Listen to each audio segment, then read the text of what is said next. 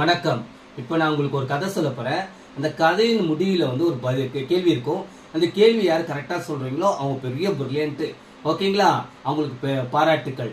என்ன கதைனா, ஒரு சர்க்கிளில் வந்து எறும்பு வந்து ஒன்று பின்னாடி ஒன்று போயிட்டு இருக்கு. முதல்ல போற எறும்பு சொல்லிச்சா எனக்கு பின்னாடி 2 எறும்பு வருதுன்னு.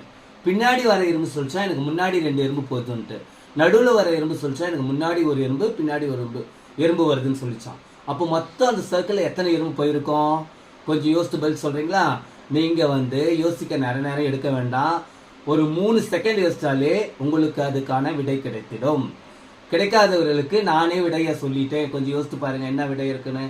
எதுக்காக இந்த கதைனா, நம்ம குழந்தைங்களுக்கெல்லாம் டைம் பாஸ் ஆகிறதுக்கு என்ன பண்ணுறோம்? மொபைலை கொடுத்துட்டு இதை விளையாடுன்றோம். குழந்தைங்க வந்து அது மொபைலில் என்ன வருது அதை வச்சு தான் ஃபேஸ் பண்ணிட்டு போயிட்டு இருக்காங்களே தவிர அவங்க சொந்தமாக யோசிக்கிறதுக்கான தன்மையில் கொஞ்சம் கொஞ்சமாக குறைஞ்சிக்கிட்டே வருது. அதனால் இதை மாதிரி கதைகளை நீங்கள் சொன்னீங்கன்னா குழந்தைங்க யோசிக்கிற தன்மை அதிகமாகவும் கற்பனை திறன் வளரும். இப்போ குழந்தைங்க வந்து ஒரு நாளும் ஒரு விஷயத்தை கற்றுக்கிறதுனால நல்ல பிரில்லியண்ட்டாக இருப்பாங்க. சீக்கிரம் அவங்களே வந்து ஒரு ப்ராப்ளம்னா சால்வ் பண்ண கற்றுப்பாங்க. இதுதான் இந்த கதையோட அர்த்தம். ஓகேவா? குழந்தைங்களுக்கு சொல்கிறீங்களா? தேங்க்யூ. நாளை மீண்டும் பார்க்கலாம்.